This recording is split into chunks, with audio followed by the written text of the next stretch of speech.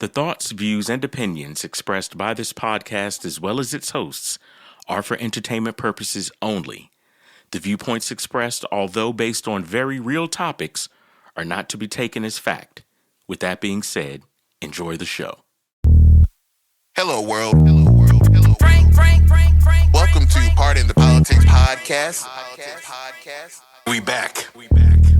I'm back. Really? Yes, sir. Yes, sir. Yes, sir. Hello, world. Hello, world. Welcome to Pardon the Politics podcast. We back. I'm back. Yes, sir. Yes, sir. Really? Pardon the Politics podcast. Hello, world. Welcome to Pardon the Politics podcast, season 3, episode 21. I am your co-host Jeezy, along with my brother Manny in one corner. How you doing, brother? Hey, we here. Hey, back for another episode. In the other corner, we have none other than the chairman of Chaos himself, brother Chuck. How are you doing today? Really? Hey. Feeling good, brother. Feeling good. Glad to be here today. Hey, man, I'm glad to hear that, brother. I'm glad to be back with you guys for another episode of Pardon the Politics podcast. To our listeners, welcome. We're glad that you have returned to give us a little bit of your time, man. And yeah, man. What week did we have, bro? Another week. Listen, hold on. Let me, I want the microphone. Here you go. Give me the Give him some space. Yes, sir. ISO. I told y'all last week. Bruh. Chill out. With all that, it's been quiet, it's been calm. I told y'all. You did. I told y'all. Warned us. The brother warned us. But like God knows the damn broke. But usually, like when we say that, it happens like immediately. Yeah. Like, okay. Yeah. It simmered this time. I said, hey, let's go ahead and get some next week and set it off. Generally, what happens with a flood downstream or downriver? You're right. That's what happened. The chaos was in a crockpot this week. Well, before we begin into our topics, I wanted to play a clip for my brothers. I don't know if y'all have realized, and maybe I'm just realizing this or the magnitude or the intensity of this, but do you guys know that Trump might potentially be an idiot? Wait. When you mention Trump, hold on. When you mention Trump, all I hear is "you stupid idiot" anytime his name is mentioned. So yeah. Bro, I want to play a clip for you guys that Trump had to. Of course, you know he wastes no opportunity to brag on how great and how mighty of a person he is. But Trump had to take a moment this past week to let us know how brilliant he really is. And I want to play this clip for you guys. I'm the smartest guy you're ever going to meet. And don't you want to have a smart person as president? I do. Yes. I do want a smart person as president. I like it when they're smart. In fact, I took the cognitive test. I'm the only one. The what? Hold on, what was it? The cognitive. The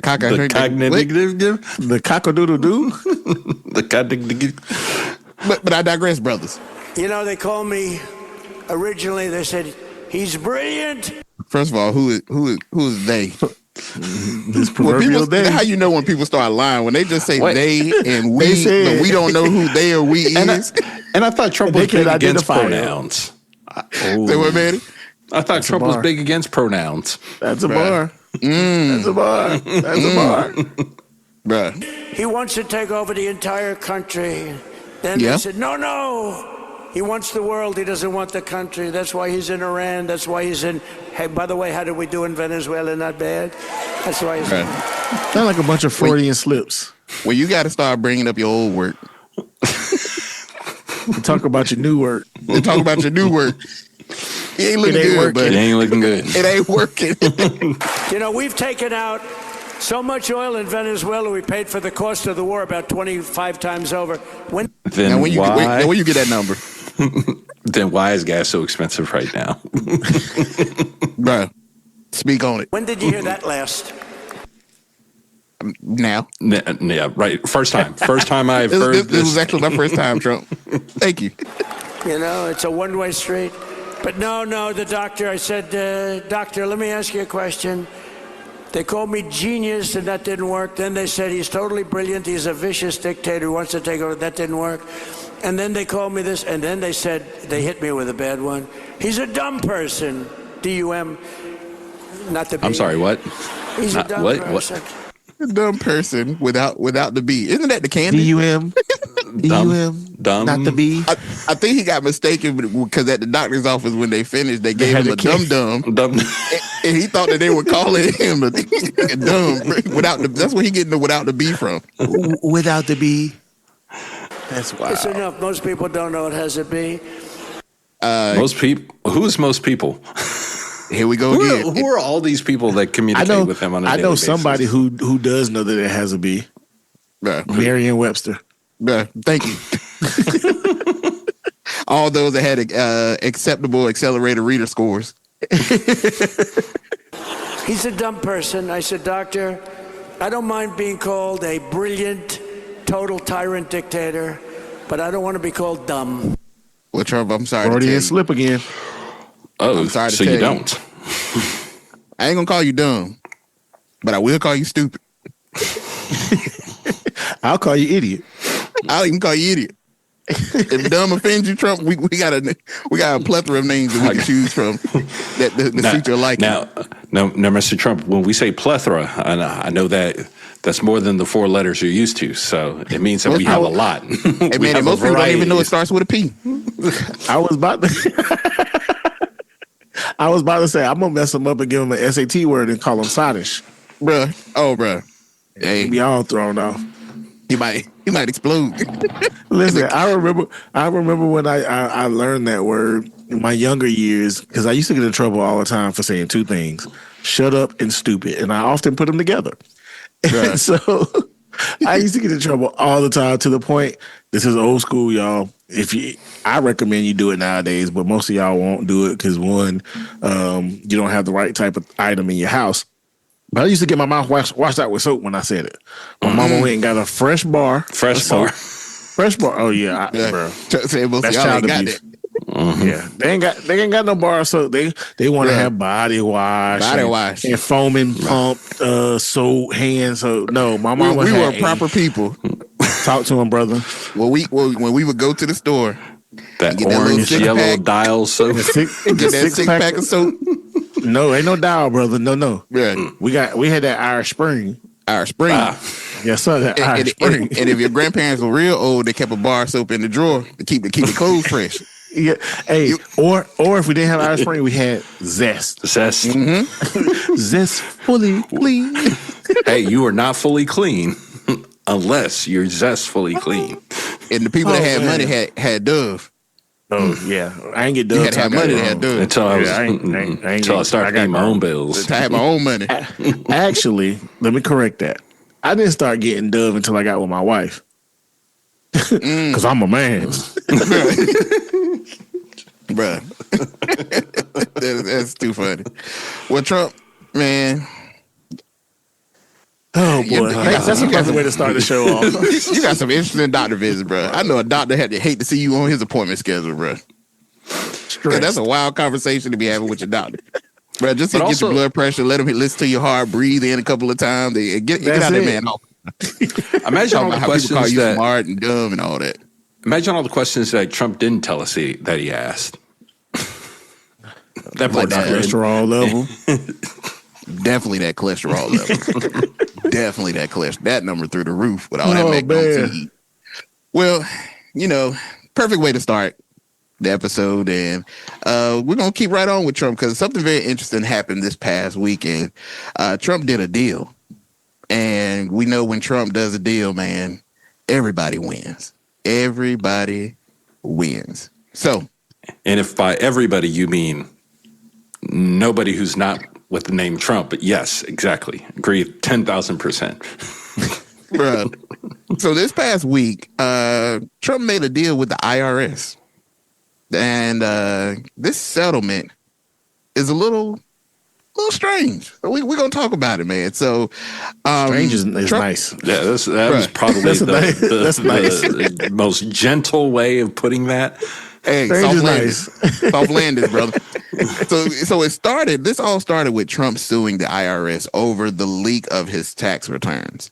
Yes. But now it has turned into a nearly $1.8 billion anti-weaponization fund that could pay people who claim they were targeted by the federal government. And I just want to say, for the record, I have been targeted by the federal government. You too? Because I too have been targeted by the federal government. When I was born, bruh. And my birth certificate said black male, I thus have been targeted by the federal government. So we got something in common with Trump, man. How might I claim my earnings? But before we get into the details, Manny, when you hear Anti-Weaponization Fund, does that sound like justice or does it sound like branding? I mean, don't no one carry bigger branding when they speak than Donald John Trump? He marketing genius, but what are we doing here? Right. And to take it even further,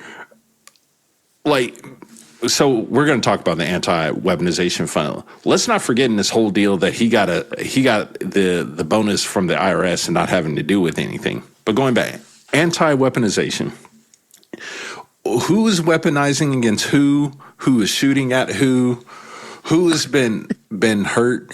Because from how they explained it to us, that it was people who have been targeted by the federal government. And the people, my cousin Pookie, definitely Pookie in them, and my cousin Pookie, definitely. But like the people that it was targeting, the January 6th protesters, you mean the people who committed treason?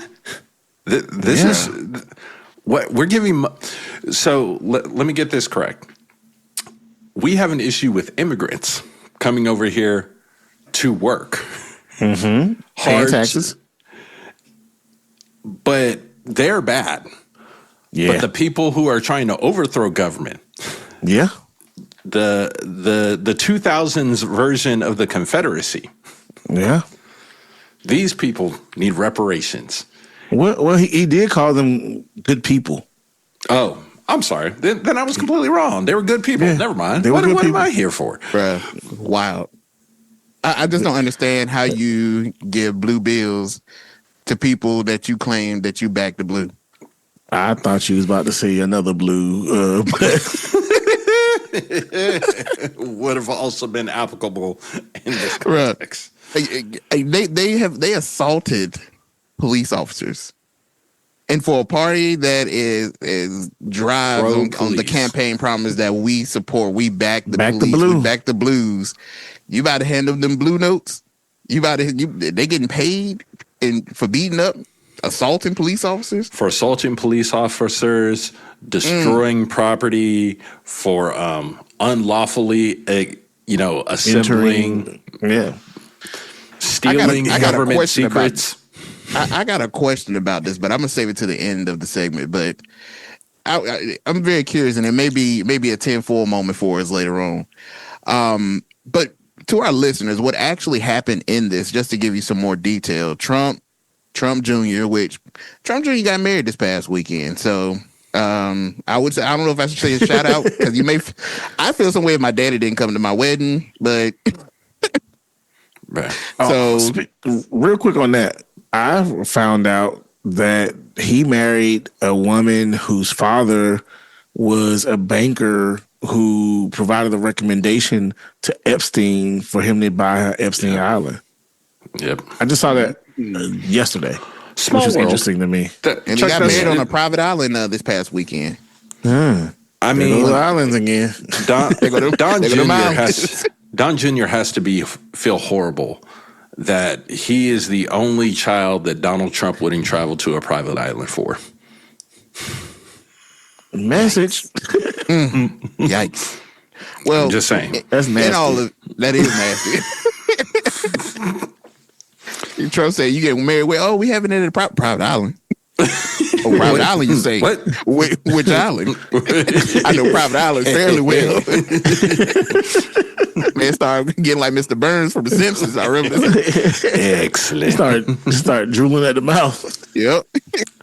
But Trump Nasty, Jr., Eric Trump and the Trump Organization sued the IRS and the Treasury after their tax information was leaked. And the settlement says that Trump and named plaintiffs received a formal apology, but no direct monetary damages. In exchange, the DOJ created the Anti-Weaponization Fund. So the fund is set at $1.776 billion, and I don't care if you want to be symbolic about whatever reason why you picked that, but whatever. Again, maybe to the marketing genius that he is. And the DOJ says that it will come from the federal judgment fund, which is normally used to pay legal settlements against the government. So, Chuck, I'm going to ask you this. The first big question. If Trump isn't getting a check directly, does that make this cleaner? Or is creating a $1 billion fund for your political allies basically the same thing with extra steps? No. And I give a very short answer because there's an aspect of this that's not being reported as loudly as the 1.7, or some people have rounded up to the $1.8 billion. Yeah. Trump, his family, his friends, and his businesses are no longer being audited by the IRS Forever. in conjunction with this deal. Hear me again. Right. And hear me loud and clear, because before this, even before the leaks, and I'll dive in that a little more detail, Trump was being audited. Yep. His companies were being audited and looked into by the IRS. Those audits have been ceased and desist. Done. The federal, I believe it's just the federal ones, though. Yes, yeah. That's all they can adhere to. But I'm sure Ron DeSantis is going to try to find a way to help them with the state, for sure. Yeah, for sure. Yeah. But yeah, they're no longer allowed to be audited at all, which means we can move our money around and play with our money any way we want to without fear of repercussion, without fear of reprimand, and most importantly, without fear of having to pay our fair share of taxes. So what happened with this whole situation, and we'll go back to 2016 in his initial campaign run, generally when individuals are running for president, they release their tax documents. Nobody, and I repeat, nobody has gone without releasing them and providing that information at some point. Some have delayed it longer than others. But everybody has provided tax documents. Mm-hmm. Trump refused. We can ascertain as to why he refused, but he refused. And so then I think it was the New York Times first reported on some tax information and some tax things that Trump was doing. They had no way of pinpointing where this information came from. But it starts showing some funny business and Trump's dealings and doings. Time goes on, and there's another leak there's another publication by, I want to say it's ProPublica. ProPublica? Yeah. Try to say that 5 times fast. But they came out with not only Trump information, but other billionaires like Bezos and Elon, showing some of their dealings and doings and tax documents. And sure enough, in 2023, an individual was caught. He was an ex-contractor for the IRS who leaked this information to both of these entities. And understand, wrong is wrong. Mm-hmm. And it is within the individual's right and power to sue the federal government, particularly when your personal information has been leaked, and you can sue the IRS. Where we have a problem is when, number one, you wait years. Because again, he was caught in 2023. He was sentenced in 2024. This lawsuit did not get filed until what, the end of 2025, early 2026? Mm-hmm. Mm-hmm. When you're president. And as many can think, you're the president, suing the government that you're in charge of, using the Department of John. Yeah, I told y'all. Mm-hmm. With the AG who was previously your personal attorney. After just a few weeks earlier, replacing the person that was already there. Already there. So does it make it clear? No. All of it is muddy to me.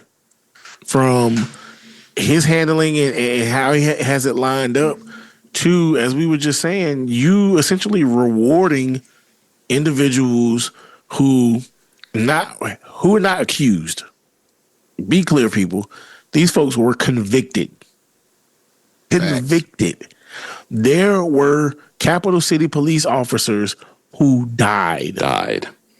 Not injured, not just happened to get a black eye.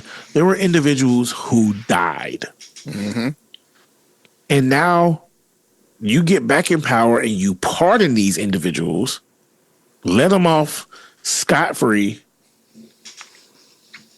and now you want to pay them money? Yeah. I want to say, I got you, Manny. I know I've been talking for a minute, but I want to say, my 40 acres and a mule, I'll take a parcel of land, right, and $400,000. So, well, something, bro. And I ain't commit no crime against the U.S. government. None, bro. Well, and I think a key part that you hit all these points amazingly, but let's even take a step back. The leaks that happened at the IRS of the tax data that triggered all this happened in between May of 2019 and September of 2020. Yeah. While you were president. Yeah. This was your agency. You were in charge of this ship. Bruh. I thought you were going to say another S word. But both would have been applicable. Yeah. And I think at this point, we're just seeing we know what the Trump strategy is at this point. Because I think at this point, since he's been back in office for his second term, not only just with the IRS, but with a whole bunch of other different organizations, corporations, Trump has filed upwards of $60 billion in damages. Yeah. Yeah. And I don't believe he's won anything up to this point. Like, I think this is the first one, and can you really count it as a win? It's not a win. It's not really a win. So he's got, 31 million he got from ABC and CBS. That actually went to a jury. But, like, everything else, closed door behind it. And when historians finally look back, and I think it'll be interesting to see long term the levels of shoving it back in our faces they're going to do. Is Trump going to file taxes? Are his companies going to file taxes? There's no point now. There's no point now. Absolutely not. There's 0 point to file any type of taxes at this point. So all we'll have to go off of is financial disclosures that we have to go to different banks for to try to get the information. But how brazen will they be that they're not doing this? Because when historians go back in time 50, 60, 70 years from now and start piecing all this together to watch the monstrosity of various I won't say crimes, but the potential. Potential for crime. It's going to be ridiculous. Manny, you knocked it out of the park, brother. How brazen will they be? Right. How brazen? And to your point about the different lawsuits that he set up and filed, this one was on the verge of being dismissed. Yeah. I'm fully convinced because the judge went back and told them that they had to present briefs that they were truly in conflict. Because how is your former personal attorney turned AG now? You're the one calling you're the suing. shots. He's calling the shots, and you're suing the government that you're in charge of via the entity that you run with your former personal attorney at the helm, who was aware of all the handlings and dealings when your tax information and your taxes were leaked and when you were first presented with audit requests. Yeah. And so, this is nasty work, man. Nasty work. I think when you look at it and the controversy behind it, another layer of it is when you look at the structure of it, the fund can issue formal apologies and monetary relief for people who claim that they were victims of lawfare and weaponization. Now, those that can make a claim, it can be individuals or it can be entities. And the fund considers things like actual damages, legal fees, and even time spent in federal custody. But this aspect of it is where the eyebrow starts to point north. This one. This is the point that takes your eyebrows off. We went from the people's eyebrow to just both of them. Just but the fund's 5 members are appointed through the attorney general. That's nasty. And the president can remove members without cause. And the fund also sends confidential quarterly reports to the attorney general, not public records at all.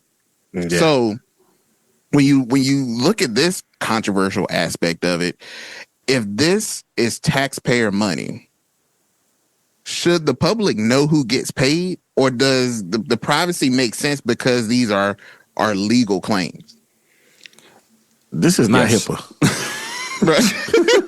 Yes. Give me. I need the names. I need to know. Hey, listen, man. Let me be clear. I am completely against this fund, but I don't care. And the reason I say I don't care is because they continue to allow this man to get away with brazen fraud. And brazen acts. Right, I mean, just in the face. In your face. Like when things were done before, at least they did it underhanded, backhanded, and around the corner where you couldn't see it. And that's where conspiracy theories come from. Yep. Ain't no conspiracy theory here. When you tell me exactly what you're doing, right to my face. And then you do it. The government used to at least piss on your leg and tell you it was raining. Right now, they standing right in your face. Zip. Full zip and release. No, they let you unzip for them. But to your question, yes, we should know. Yeah. We should know this information. This is not, as I stated, I said it in jest, but this is in very seriousness. It's not HIPAA. This is not a matter of if you going to jail is public record, why you receiving these funds not be public record? Message. Facts. Well, what I think is happening. Hold on, I need to get my hat for this one. Uh-oh. Let go. Let's go. Yes, sir.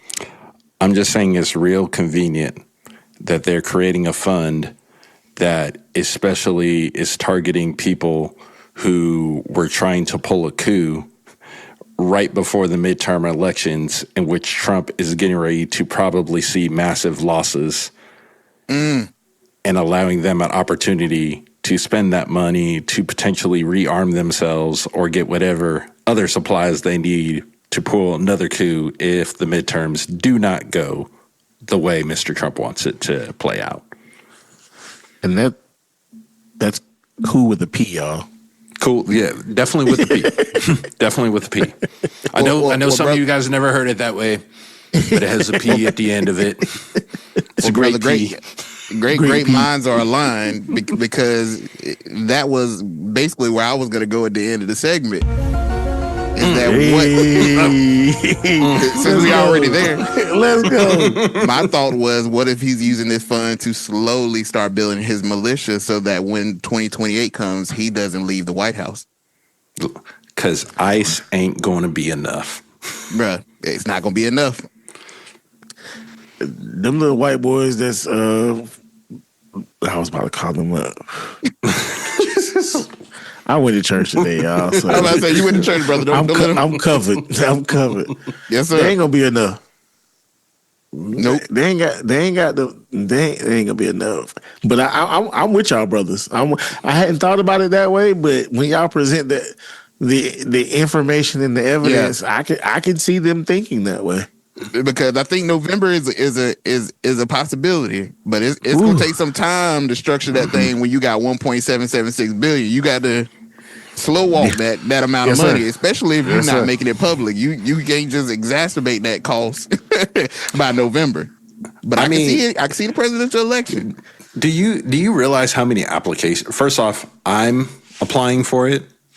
My entire family is applying for it. Yeah. Like, you realize how my minor son is going to apply for it. Oh yeah, oh yeah. My children have already been oppressed. And targeted by the government. And it's not like they're going to hire more people to deal with it. Your timeline might be better because it's going to take them that long to get through all of these applications. Actually, no, they're going to do it real fast because they're going to use Grok to start processing all these applications. But I don't think they're gonna. I think the application is just a mask to hide. It's just a front for the true plot. They already know where the money's going to go. I can. And you seen JD? You seen JD tap dance on his response about it when they asked him about it over the weekend. I think I'm with you, G's. They already know who they giving their money to. They know where that money comes. They know where that money going, and the fact that we won't know where it's going. But Chuck, you're leading me right into my next point that I want to make, because when you think about this fund and you talk about JD and his tap dancing, it's not just Democrats that are yelling from across the aisle about this situation. You got some Senate Republicans that met with the acting attorney general because they had questions about how the fund would work. I think Senate Majority Leader John Thune said that members had legitimate questions and wanted to know how the administration intended to use it. So here's the thing. Republicans want to oppose weaponization, but some also don't want to defend what critics are calling basically Trump's slush fund. So it's being reported that Democrats are preparing amendments tied to separate $72 billion DHS deportation funding bill, which could force Republicans to take a public position on this. So is this a rare moment where Trump has pushed Senate Republicans into a corner where they either defend the fund and own the optics, or question it and risk Trump's wrath when it comes to this fund? I'm gonna ask that question to you starting out, Manny. So it's going to depend. I think if you are a Republican, you've already won your primary, or lost it. But let's say you've already won your primary, won your primary, you're good. Like, you have to defend this to the public. You can hide under the guise, hey, I couldn't afford to support this because it would hurt you, Mr. Trump, if I lost my seat to the other side. So, but if you still have a primary coming up, you in a pickle. You in a pickle. Yeah. And well, they said these people back to their constituents in the most worst way. Because how do you defend that? Like, look, the $1.7 billion is 7 times the $230+ million that was approved for FEMA funds from Hurricane Helene. 7 times. How do I take something like that back to my constituency? Who are struggling. Who are now paying $4.50 for gas. It was Tom Tillis who said, Yes, it was. He says, I think it's stupid on stilts. Yes, it was. It will invariably put us in a position where your taxpayer dollars and my taxpayer dollars could potentially compensate someone who assaulted police officers, admitted their guilt, got convicted, got pardoned, and now we're going to pay them for that? That's absurd. Not only did he say that, but he also brought up the point that you were just making of the position that it puts those who have primaries coming up. He said it puts my colleagues in a terrible position between now and November. It's terrible. Like you're talking about handing out free money, my money to criminals. to criminals, and to Manny's point, gas is $4.50. Let's stick on gas. We ain't got to talk about all the other stuff. Yeah. Just gas. Now you got those in Western North Carolina who still has issues from Hurricane Helene, and you talking about giving out free money, and you denied my application for assistance on 3 different occasions. Yep. It's been years since the hurricane came through. Years. Still ain't. Or, I mean, if you just even want to go more recent, what about the $2,000 stimulus check that you said you was going to give everybody? The stimmies? ain't no stimmies, bro. Them tariff refunds. The tariff refunds. Now the corporation's about to refund themselves. Yep, but the criminals, they get a check. They get a check. Somebody about to get a mean come up just because they was there. Look, if I knew, they say hindsight is 20/20. They say it is. If I knew that all I had to do is to go to DC on January 6th, just hang out and be in the area, just hang around, and I maybe was shoulder whip a cop real quick and get arrested, then I could get about $2 million. Oh, bro, that's the easiest come up I've ever seen. Just trip and fall at his. Oh, sorry, Mr. Officer. All I gotta do is shove a police officer, and I can come up like that. Oh, that ain't no problem. The nasty individual award, and I wish I could remember his name and pull the clip that I saw. But there's a congressional member, I can't remember if he's Senator GOP or representative, who came out and was supporting this fund and saying how these individuals need to be compensated. But when everything happened on January 6th, he tweeted out how nasty it was and how disgraceful it was and how he supports Capitol Police and those being attacked. It even has something hanging outside of his office door in support of, and on his website, in support of Capitol Police. You spit in their face. Well, and Enrique Tarrio, the chairman of the Proud Boys, and it wasn't until I did this research that I realized that the Proud Boys were set up to have a chairman. That's neither here nor there. He was convicted of seditious conspiracy. He was sentenced to 22 years, and he told Reuters that he plans to apply for somewhere between $2 and $5 million, but that he's not greedy. Right. I'm not greedy. Somewhere between 2 to 5. I'm not. Got to make sure there's some for other people. Just between 2 to 5. You know. These people test your religion because I try to operate in the notion of how Jesus the Christ operated in showing love. Mankind make it hard every day, brother. Every day, because the flesh side of me wants to say, take them out. Take them out.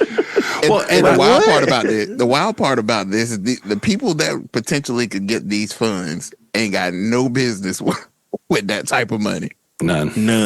You remember that Dave Chappelle skit? Oh, bro. Oh my God. The reparations. Yo. Yes. Yeah. Just a redneck version of that. Like that. Pretty much. Yeah. But what's also wild, and I can't, y'all know music way better than I do. And I forget the song, whatever. I'll just go to my point. Y'all figure out the No.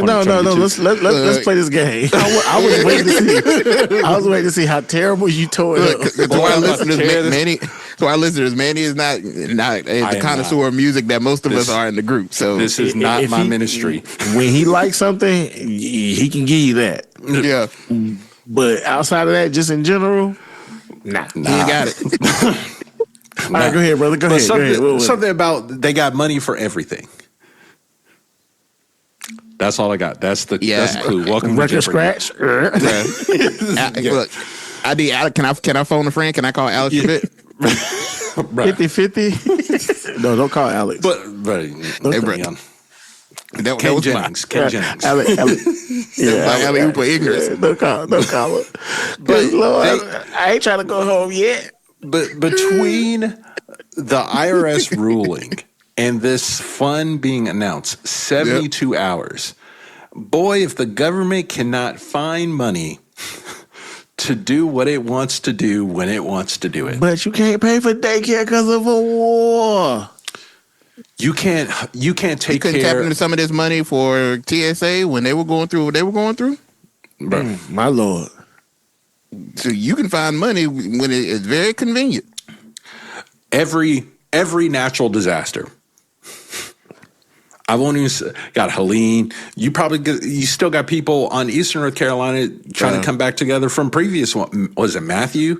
But Hold on. That's very North Carolina. quickly. Hold on. Didn't we just have a big beautiful bill that wanted to cut and slash? We cut and slash Medicaid.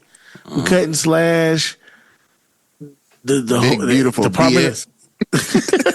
The Department of Education. Like you started this thing off by saying we want to trim the fat and cut back and cut down on wasteful spending.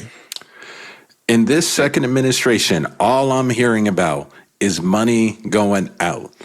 All this money that I think we were spending close to this same amount every 2 days in Iran with this bullshit war. Well, if you're talking about trimming, I think at this point we ain't trimming nothing. I think they've taken the prime steak off the table and just handed us cube steak at this point. We eating cube steak while they eating tomahawk. Bro, yes. But so for our listeners, the cleanest way to explain this is that Trump has sued the IRS. Trump's DOJ settled the case. Trump's DOJ created the fund. Trump's attorney general gets report from the fund. And Trump can remove fund members, so that we all on the we all on the same page. We all on the same page. That's our simple review. But that does not automatically mean it is illegal. But it absolutely raised the issue of whether the executive branch can fairly settle a case involving the president himself. So I'm gonna ask this to you, Chuck. Even if you believe the government was weaponized, let's say you believe it, that they were weaponized against Trump, or they were weaponized against conservatives in general. Should Trump's own administration be the one deciding who gets paid back? Back in the, say, 88, 89, I was taking what they call social studies. I don't know what, they got all kind of names for it now. But I was taking social studies. When it made sense. When it made sense.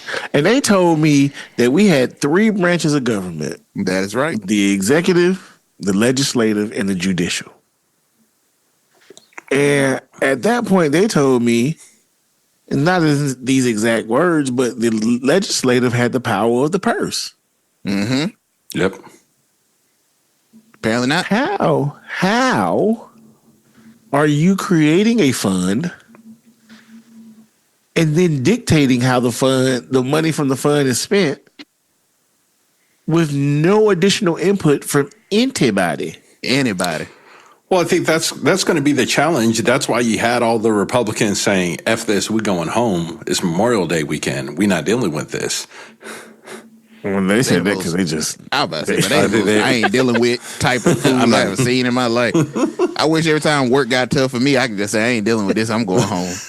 It's my job. That's a fact. That's a fact. Do your job. How you leave work because it got difficult? You had a hard day. Look, and that takes me to the thought of that dummy Mike Johnson talking about they're not getting paid enough and they need to be allowed to insider trade it. But anyway, we're on this topic. Nasty work. Yeah, like we were told that there was a system of checks and balances. Yep.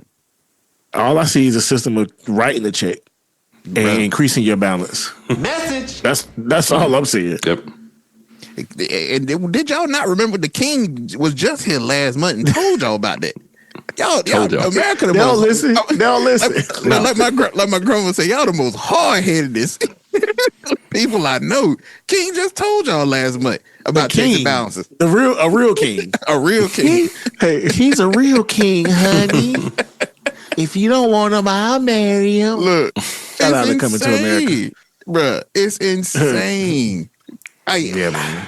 I think at the time of this recording, there's at least two that I'm aware of, two legal challenges already to the fund. I would suggest there's probably more. I hope so. And I would put, if I'm a betting man, I think there's probably about 30-40% chance that it survives with the legal challenge intact. I think what we're seeing right now, I think when the Senate eventually comes back, they're going to modify it. They have to do something. At least I would hope they would do something. I was about to say have to or hope. Yeah, they don't have to do anything. I would hope that they would do something. Same starting letter, two different meanings. Right, yep. But my question for all of our listeners out there is: Do y'all plan on applying for this fund? Bruh. Hey, somebody always told me the worst thing they can tell you is no. Nope. That's the worst answer. That's the worst they can tell you. So really, when you look at this, I mean, it's essentially like suing your own home, settling with yourself, then creating a GoFundMe that's paid by the neighborhood. Yep. It's essentially what happened here. That's exactly what happened. Mm-hmm. And if that sounds dumb to you, that's because this is stupid. This is dumb. So the issue here is bigger than Trump, in my opinion. Agreed. If one president can create $1 billion fund for people who say the last administration targeted them, what stops the next president from doing the exact same thing from their side? I mean, are we watching accountability, or are we watching the government create a taxpayer-funded grievance machine? I mean, that's bold, Jeezy, just from the standpoint you're assuming that we're going to have another president. Right. I mean, he did tell you, all you got to do is vote one more time. One more time. You ain't got to vote. You ain't got to vote one more. Wait, what page of this is in? What chapter? Maybe somebody can tell us if you are a MAGA enthusiast. What page in the project book? What is it? Project 2025. Project 2025. Yeah. What chapter? What chapter is this? What chapter are we on? So I know how far in the book we are, so I can judge how close we are to the end. Are we? Right. Are we? A quarter of the way through? 2? Are we 3/4? Are we halfway through the plan? Because I might have to get this book and just find out. Because I need to know where we at. Because if we are in the first quarter, if we have just gotten through the first few chapters of the book, and we've gotten this corrupt and this stupid, oh yeah, bro. Ain't no telling what's next. Cooked. What's why this? Real quick, Jeezy. I mean, go ahead, Chuck. I'm sorry. The fact that this man openly talked about they called me a dictator in that clip that you played at the beginning, he openly said this. Yep. And he did not deny it. Did not deny it. He said, I don't want to be called a dumb. I'm cool with all. Don't call him dumb without the B. Without the B. But yeah, it's crazy, man. And to our listeners, let us know how you feel about this. Because I don't know if you know, but taxpayer dollars includes you. So, and for those of you not in the United States listening to this, y'all just pray for us, man. Hey. No, send us a sponsorship letter so that we can get a passport or dual citizenship. Right. Yeah, send us citizenship. Send the pod to citizenship. That's all we need. I'm blinking twice. If you're listening, I'm blinking twice. I mean, I did hear a song by J. Cole that once said it's I believe he said it was 2018. Let me get an app so that I can choose what the government is funding from my screen. Exactly. We can do everything else. I don't think that I would be selecting for my money to go towards this fund for thugs, criminals. Thugs. Call them what they are. Goons. Thugs. Y'all are just criminals. Downright just criminals. Scum of the earth. Yes. They shouldn't be getting my money. So to our taxpayers out there, let us know. And if you support this crazy idea, you have a space here. I'm not going to say it's a safe space, but you got a space here that you can share why you think that it's okay. It's a space available for you. Look, that spot that we got over there on the grill that ain't nothing over there, that's a hot spot. We can put you right there. They'll rate them very coals. fast. You're going to get cooked very fast. But let us know why. If you indeed support this, why in God's name do you think that this is a good idea when there is so much that we could be using our money, our taxpayer dollars for?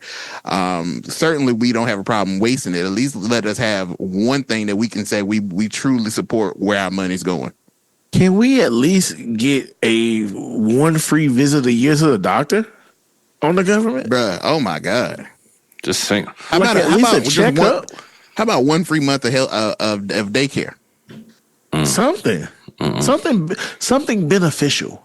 A food voucher for the winter months, for the holidays. You got Thanksgiving and Christmas back to back. Why don't you use that money to make sure that every American family at Thanksgiving and Christmas have a well-placed dinner for them to Put eat? something on my light bill. Oh my! In my tank, bro. There's so much in my wallet. That you could do for like almost half the amount that you have in this fund. But hey, what do we? If the government did do that, I will say this to the American people, and you know which American people I'm talking to. I'm talking to directly to a particular group. If you do get some money, don't go buy a new TV. Every time the government give you money, you don't need a new TV. I don't understand why every time. I'm gonna spend my TV money somewhere. Bruh. Anywhere. They can go buy them a new TV. Well, I'm gonna spend my TV money. I get tired of every tax season. When we got the stimulus check, TVs. I would say, man, I don't know what it is, man. People get money, the first thing they think about is, I gotta have something better to watch.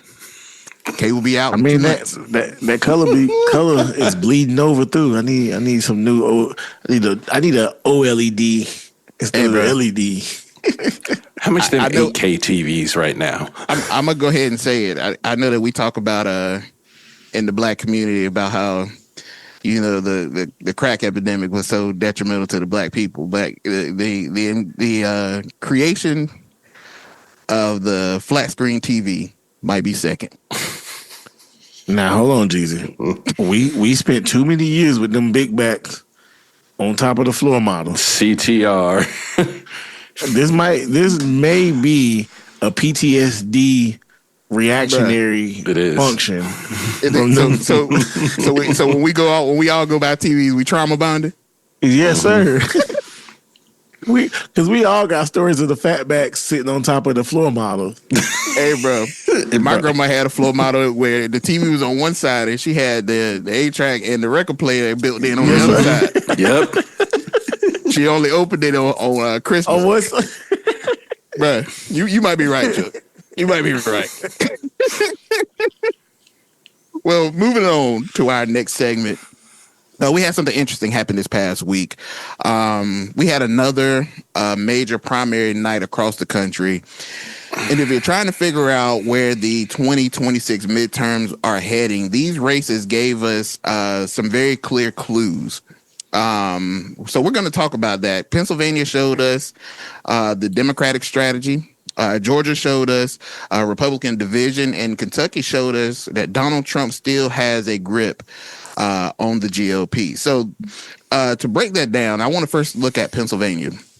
and the Democrats are betting big on electability.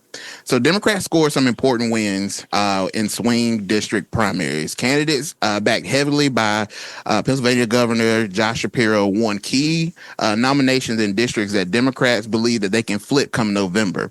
I'm not going to go over the names because the names matter less nationally than the strategy behind them. Democrats are showing clearly that they're moving towards candidates viewed as disciplined, less ideological, suburban friendly, and capable of winning moderates. So when you look at that model, it can be claimed to be a win first model. Now, Shapiro has become one of the most influential Democratic figures in the country right now. He's building a reputation as someone who can unite establishment Democrats, labor voters, suburban moderates, and anti-Trump independents all under one umbrella. So, Manny, I'm going to go to you for this. Are Democrats, when you look at what happened in Pennsylvania this past week, are Democrats basically telling progressives right now that we appreciate the energy, but we're prioritizing candidates that they believe can actually win swing districts? If they are, it's possibly one of the smartest moves they could do leading up to the midterms. What? Democrats? Look, every now and then I'm like, oh, y'all right twice a day, right? Right, y'all may not. I was about to let another one. Yep. Y'all not about to mess this up this time, and I think they're completely right. You know, y'all lost. Yeah. Democrats lost bad, especially in these states. So that should tell you have to do something. Yeah. To try to pull these voters over, or at least present somebody that they can be kind of okay with. Yeah. Because they do not like their guy. They do not like Trump. They do not like, and that's not me saying it. That's what the numbers are saying with the favorability.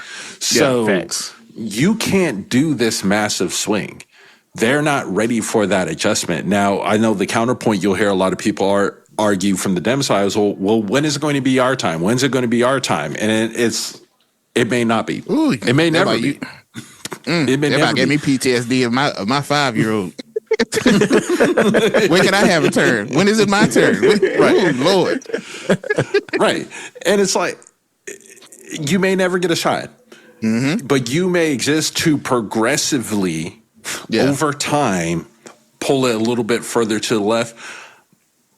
But it's not going to happen all at once. We said, if you've listened to this pod before, that one of the things that the Democrats could do, and it would be a detriment to them, would be to overcorrect and swing too far to the left. Yep.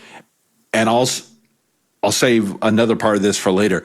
Pennsylvania is making the correct decision for Pennsylvania. Bingo. If you're in California, run as liberal as you want. If you're in New York, liberal as you want. Connecticut, but Pennsylvania, Ohio, North Carolina, that's not a winning strategy. And you put that in the reverse. You are in a, let's look at Texas. And Texas is going to be real interesting when we look at the Senate level. Like, if you run too far to the right, like y'all have gotten out these last couple of elections by the hairs of your chinny chin chin. Yes, sir. So you run a little too far to the right, you risk losing it. You risk losing that moderate middle. And I don't understand. It seems like Shapiro's also, I think, a really smart guy. And I think from my standpoint, we've said it in the early days of this pod, the person that I believe should have been Kamala Harris's running mate. I understand why they kept Shapiro in Pennsylvania for a time like this, to be able to lead them through that. But when you look at District 8, it's only R plus 4, so very close. In Pennsylvania 10, R plus 3. In a year where Republicans are carrying such high unfavorabilities, that is truly a toss-up district. I think you have to get in excess of R plus 7, R plus 8 for those particular races not to be super close. But it is, once again, it's going to come down to a handful of votes in counties, in cities, in communities that are going to do that. And your ability to make an electorate comfortable with you, even if they know on 45% of the issues you guys misalign, they have to feel comfortable enough that 55% that they agree on will override that 40. So I think it's a smart play. And I would urge every other city to every other state to look at their electorate and make decisions based on their electorate, not what you see working in other places. Yeah. Spot on, brother, about Pennsylvania. Spot on. Like, there's nothing to follow up with that but re-emphasize the point of what Pennsylvania did for Pennsylvania works in Pennsylvania. The Democrats must strategize according to wherever you are. Yep. And I also think another big call in here is Shapiro also needs Pennsylvania. Obviously, he has his own race and is going to be his own battle. But if he has 2028 aspirations, he needs to win. He not only needs to win, but the team behind him also needs to win very comfortably for people to begin to coalesce behind him on what potentially could be a 2028 run. Which could hurt him in this election, because the question might be, are you focused on Pennsylvania and right now, or are you focused on 2028? Agreed. Well, while Democrats in Pennsylvania looked relatively unified, Georgia looked like a political family argument. So Georgia has a bit of chaos in the GOP. The Republican Senate primary to challenge incumbent Democratic Senator John Ossoff didn't even produce a winner. Instead, it is headed into a runoff between Mike Collins and former football coach Derek Dooley. And that matters because while Republicans are spending money attacking each other for another month, John gets to sit back and raise money, organize, and look stable. And, Georgia Republicans still seem divided over what kind of party they want to be. Are they going to be pure MAGA populists? Are they going to be traditional conservatives? Or are they going to have an outsider candidate type of look? But at the same time, several Trump critics and establishment-aligned Republicans have lost influence in Georgia statewide races. Even in the lieutenant governor and the secretary of state races, there wasn't enough unity to avoid runoffs. So I'm going to ask this question to Chuck, who is in this area. Is Georgia becoming a warning sign for Republicans where the primary fights are so intense that by the time they get to the general election, they've already exhausted voters and exhausted their resources as well? Very much so, man. It's very interesting what's going on in the GOP because not only are they, like you said, infighting, but you have those who are trying to toe the line of not alienating MAGA supporters, but also at the same time trying to stand as far away from MAGA as they possibly can, and that's truly what you get in this Dooley versus Collins matchup, because Collins has deemed himself as a MAGA warrior. His words exactly on his ads, a MAGA warrior, and in this he's fully entrenched in it. Whereas Derek Dooley, he has a couple things working in his favor. Number one, he's the son of former Georgia, I want to say quarterback, coach, whatever, Vince Dooley. The name in Georgia is highly revered, highly loved. And so he has that going. Where you see the fighting is Dooley is endorsed and supported by John Kemp. That is not that man's name. Brian Kemp. And Collins has had some support, although Trump has not come out and fully said that he's endorsing him, but he has some support from Trump. And so for those who don't know, Trump and Kemp have had some of their own tiffs. I won't call them fights, but they've had some of their tiffs. Brian Kemp has given a lot of pushback to Trump in several different instances in regards to Georgia. And so those two kind of, you put it perfectly, it's like a family fight. And you have one side that's pushing and the other side that's fully extreme. And you even see that in our the gubernatorial primary for the Republican side, because that's in a runoff as well. You have for current Lieutenant Governor Burt Jones versus Rick Jackson. Well, Burt Jones has a Trump endorsement. Rick Jackson has money. Very much money. I got money and I got plenty. But he's also playing that line like Dooley. He, talks about how he supports Trump, but he hasn't, full on. I'm MAGA. He touts I'm a true conservative. And I'm not a career politician. Dooley is on that same line. I am someone different. I've been in football. I've been in this space. I'm not one of the career politicians or mainstays in Washington. And if I'm not mistaken, when I was watching the election night coverage, Dooley has even put himself on a 2-term limit. He said he's only serving 2 terms, and then he's walking away. I don't believe not a damn person that says that at this point. Listen, I ain't taking these people word.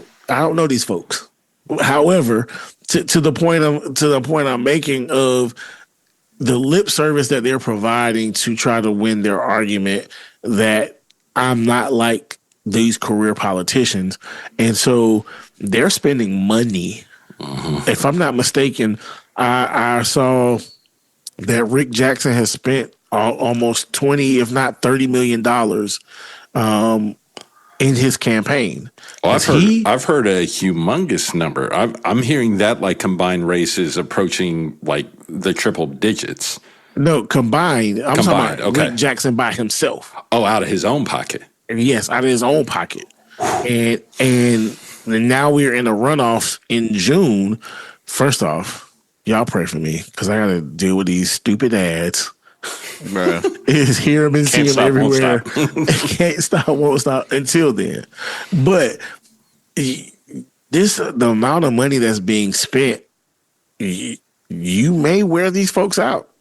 Yeah. And as Manny has emphasized time and time again, the midterm turnout is not the same as a presidential turnout. So for you to get them to show up for the midterm primary, and then they have to go and show up for a runoff, and then turn around and show up for the general. Yep. How much can you press your luck? Wait, so Chuck, you're down there. So is Dooley treating MAGA the same way I treat the Raiders right now? We're like, I won't say quite like that because I feel like you be lying to us sometimes when you be at the house cheering for the Raiders. You just don't cheer for them in the group chat. Yeah. You're still tuning in. Dooley, I believe he aligns with some of Trump's thinkings and certain things, but he won't openly call himself MAGA. That's well, I think another layer when you look at Georgia is there's a bigger issue for Republicans there. Georgia isn't the deep red state that it used to be. Nope. Oh, not no. At all. Oh, no. So, Biden won there in 2020. Trump narrowly reclaimed it later. And when you look at the margins across the board, the margins are razor thin now. Yeah. So every ounce of division that the GOP has really does matter. And Democrats... Go ahead. I'm sorry, brother. I was going to say, to that point about the razor thin margins, and Trump barely losing in 2020, the Secretary of State, Brad Raffensperger, who was in that governor's race to further cement this point, could be a key factor in the runoff for governor, which unlike North Carolina, a lot of times I think it hasn't been a Democratic governor in Georgia for 20-something years, almost 30 years. It's been a minute. I want to say it was 98. I want to say, if I remember correctly. Either way, the infighting is really going to be interesting, how those who were supporting that third candidate, because here in Georgia, it requires a majority for the person to get the nomination. And that's why we have these runoffs. Every state is not this way. And so whoever can pull more of the supporters from that third candidate is going to be, well, of course, like we said, turnout. But that third candidate is going to be interesting, because the guy for who was the third candidate, I think the Senate race had 5 people for the GOP running. Yeah. And of those 5, the top 3 was Mike Collins, Derek Dooley, and Buddy Carter. And for a lot of the night, it was between Derek and Buddy were going back and forth who would be facing Mike Collins in the runoff. But some of the attack ads that Mike Collins ran against Buddy Carter were super vicious. Like nasty work. And honestly, a lot of people didn't even consider Derek Dooley to be a factor. They thought it was a Mike Collins, Buddy Carter race, and Derek would be bringing up the rear. Well, that wasn't the case when Derek Dooley got 30% of the votes. I mean, that's the flip side of cutting a ad that's a little too vicious, because then you get voter sympathy. Yep. Mm-hmm. Yep. And when that voter sympathy, it's hard to undo voter sympathy. Yeah. And to finish off me talking about Georgia, John Ossoff cut an ad probably about a week or 2 ago, which he was unopposed, so he didn't have to do any campaigning. As Jeezy said, he's just sitting back, raising funds, building his momentum, formulating his ground attack. He dropped like a 5-minute video that was 5 minutes of bars. I'm talking ill bars, talking to the American people, talking to Georgians about where we are now, everything that we're dealing with, and do you want to continue to deal with this? And he's hitting in the purses. Like Manny tell you, people gonna vote on their paycheck. They're gonna vote their paycheck. They vote them pockets, and that I'm gonna have to share it with y'all. But he's spitting I got to see that bars. And I think the thing about him too is that he's battle tested already, because he had to fight just to get in. He had to fight. He had to fight because he got in on first on the special election, and then he had to defend that. Yep. And now here he is again. So he ain't new to this. He's true to this for sure.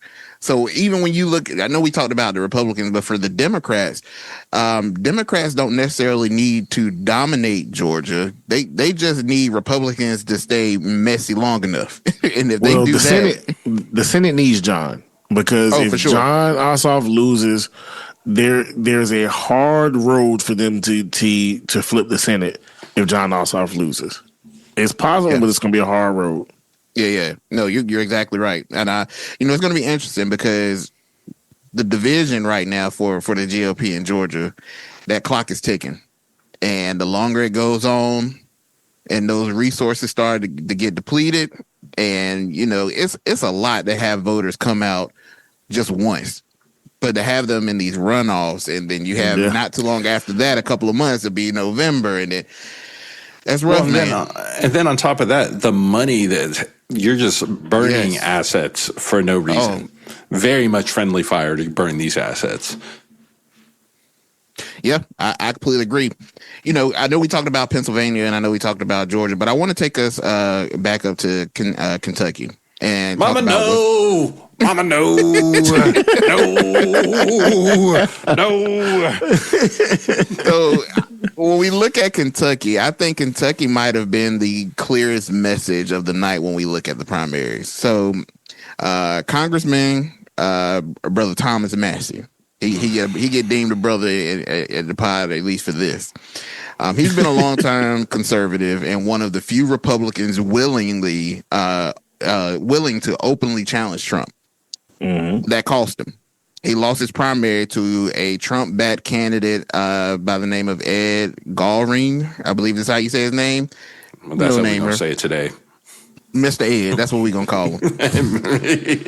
He lost his race to Mr. Ed. So, and this wasn't just another race. Trump really made this race personal. He criticized Massey on all the things that Massey spoke out against, which Massey has been very critical on the president, on Iran, spending, his executive power, and most notably even the Epstein files. Trump essentially turned this race into a loyalty test, and like most, Massey lost.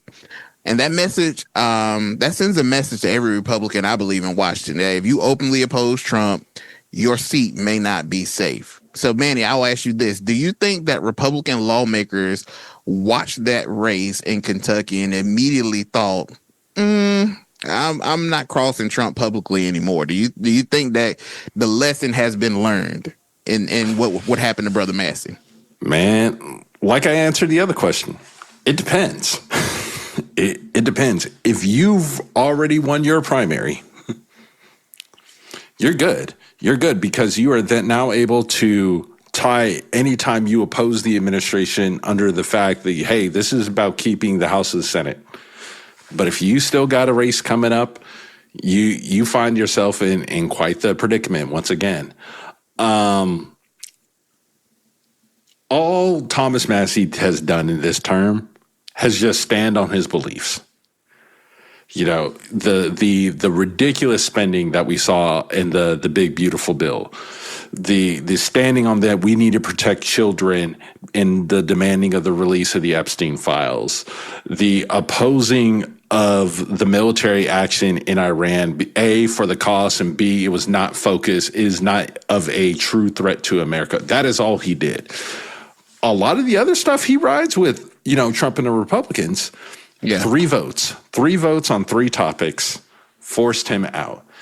And I think if you are waiting on a primary, you're real nervous. But you know what? I also think if you're in Kentucky, you should be concerned in general because you can't afford to lose any seats. And, we were talking pre-pod about the comparison of the parties that happened after the election. And Jeezy, I think it was you that said it, that like Mr. Ed's looked like it was the end of the PTA meeting and they were about to start stacking the chairs. Right. He had his watch party in the lobby at the Holiday Inn. Right. So it's like, okay, so you take somebody like that and the support that Massey has not only in that district but across the state. Does a lot of that get lost? Not only that, but for your Senate race, for Kentucky 6, do you lose a lot of the support there too? Does this I think the dangerous part for Republicans here is, again, looking at Trump's favorability, looking at the state the economy's in, looking at everything we know right now and how people are genuinely feeling. This creates an opportunity for a Democratic Party to actually potentially pick up seats if you have nominated the right people. Mm-hmm. And I think if you are in a red seat, you have to, the Democrats that come out of Republican states, I think are already going to be kind of center left anyways. But I think it creates an opportunity for Dems to have some pickups, especially when we're looking at a House and Senate races for control that is going to be decided by 1 or 2 seats.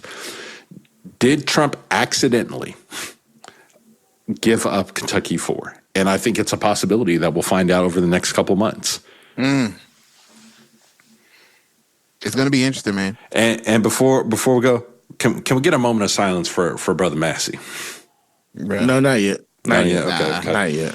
Brother Massey, we gonna get an invite in the mail over to you to join us on the pod for an episode. I got questions. Out your grievances. Well, I'm gonna be a contrarian to my brother Jeezy. I'm not gonna give him the brother title. He voted with Trump 91% of the time. He just stood up on principle in regards to nasty men dealing with children, and for that I respect. But you ain't getting no brother title for that or an invite to the cookout. And Chuck said, I find you not a brother nor a friend. Nor a friend. The words of Black Dynamite. However, I do have a brother here that I would like to have a request for. Brother Manny, can I borrow your hat? Here we go.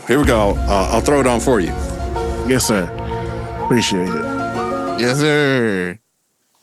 Although the good Sir Thomas Massey and standing on principle lost this race, I have some questions. Okay. Uh-oh. The numbers ain't numbering. Sense.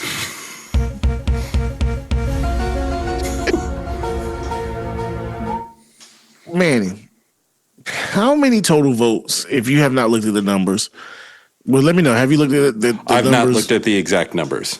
After I saw after it got announced that he lost, I was throwing air punches and said, "Screw this." How many total votes do you think was casted in this primary?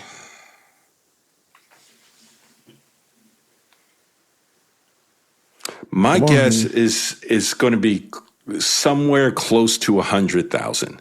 I remember reading a stat that Mr. Ed got almost the same amount of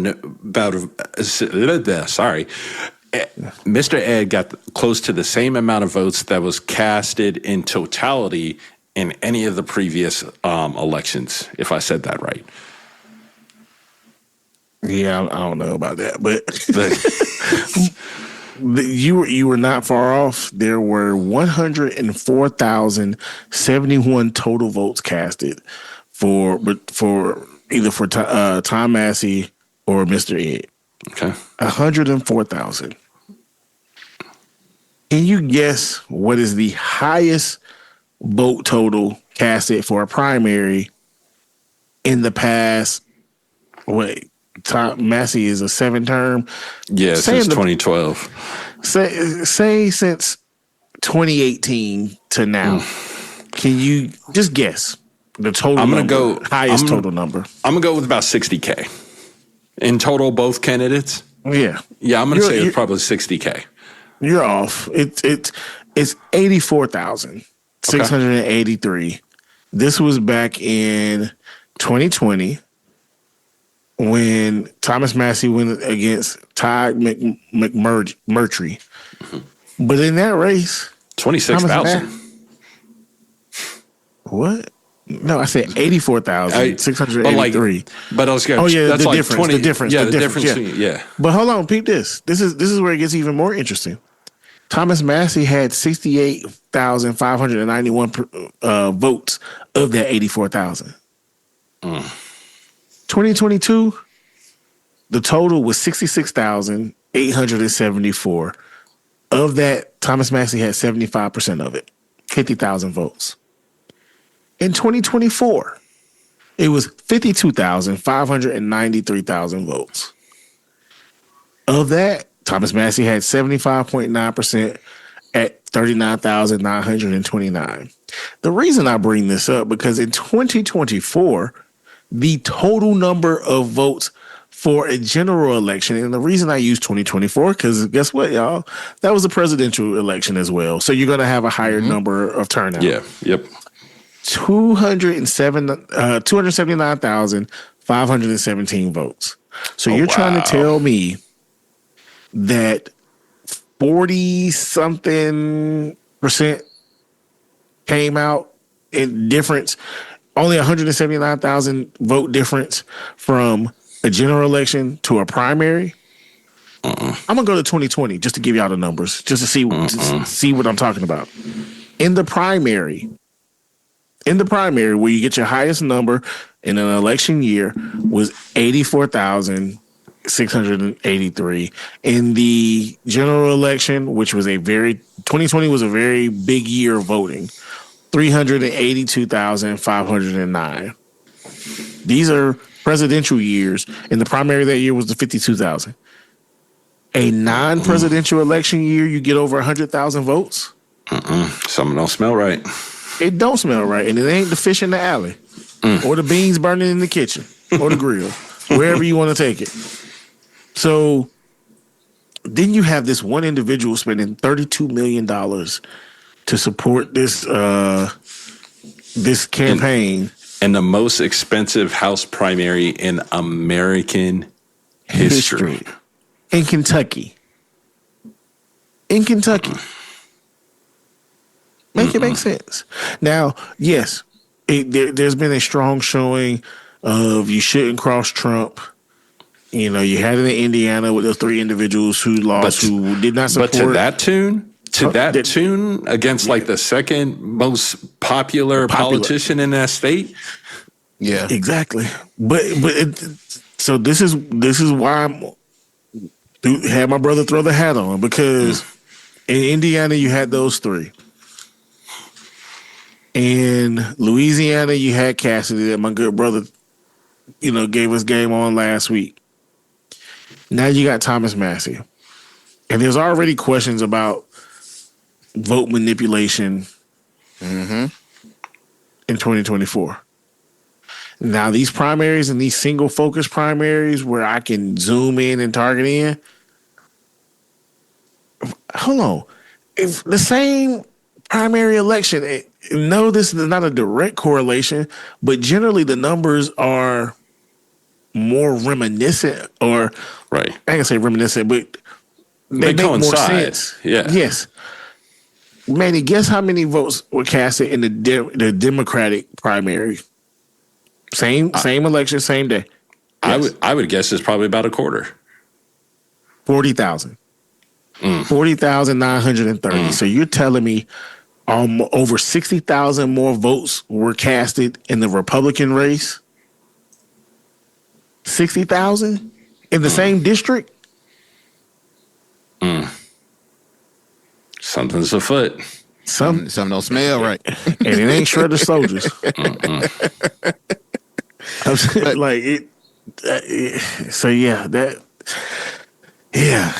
Well, I think when we look at the Senate side of Kentucky, we saw the end of an era. And then the tortoise is done. Mitch McConnell. Can we even call him a tortoise, bro? I don't know what you can call him. He the Walking like Dead. If he ain't falling off, he rebooting. If he ain't rebooting, he trying to close out meetings and hearings before they post short circuit. That blue screen be firing off like. Boy. Start smoking. The RAM is the heat fan, the heat sink in the computer ain't working no more. So yeah. Facts. Meanwhile, Andy Barr won the Republican primary for the Senate seat being vacated by Mitch McConnell, and that race matters because it symbolizes the final fading of the old McConnell-style Republican establishment in Kentucky. And Andy Barr is another Trump-backed supporter, but that Trump-backed influence won again. So when we look at the overall theme of the night, it became pretty obvious that the Republican Party is increasingly becoming, I believe, Trump's party completely, and the Democratic Party is increasingly becoming strategically disciplined around electability. So from that, if we zoom out, I believe this is what the primaries told us, that for the Democrats, they are trying to avoid internal civil wars and focus on candidates that can win suburban battlegrounds. But for the Republicans, it's still heavily driven by Trump loyalty and ideological purity tests. So the real question becomes this: which strategy works better in the national midterm? Before I let my brother, man, I was saying, you took my answer. See. We don't know. But I want to go back real quick to that Kentucky Senate race because it was quite interesting because Andy Barr had Trump's verbal support. Daniel Cameron had soft shoed, shoe shine, tap dance, and shucked and buckled all for Trump. Well, he got on that camera. His feelings look hurt, boy. Super hurt. His face ain't look no different than Tim Scott when he got shut down. When Byron Donaldson. Yeah. When Pizza Hands in North Carolina took his L. I'm not even going to justify that man with his full. The hate you have for that man, bro. Bro, it's up in the stuck, man. Man, at first I was like, Pizza Hands. I had to think about it for a hot second. Like, okay. Oh, but yeah, it's funny to me that you go out your way to soft shoe for this man, and only when it's a benefit for him does he even acknowledge you. Yep. Not support you. He's not shown support for any of those individuals that Manny just mentioned. Not a one of them. But and they all seem to have something in common. Well, the color of their skin, maybe. Well, and not the content of their character at all. But as it benefits him, he'll have you around.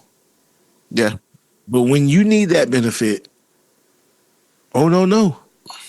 Hey, Kanye said it best. You just in the coop.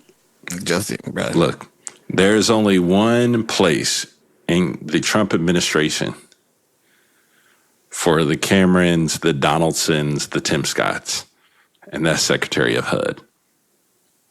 Bro, that's all you gonna That's do. the only spot. That's the only reason you get that spot, because that's a spot that Trump don't care about. He could care less. He's like, huh? Urban. Okay. Get one of my people.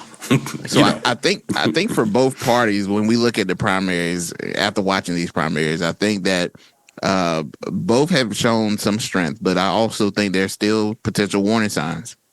Yes. And, interested to see who actually looks more prepared for November. It'll be interesting what happens over the next couple of months.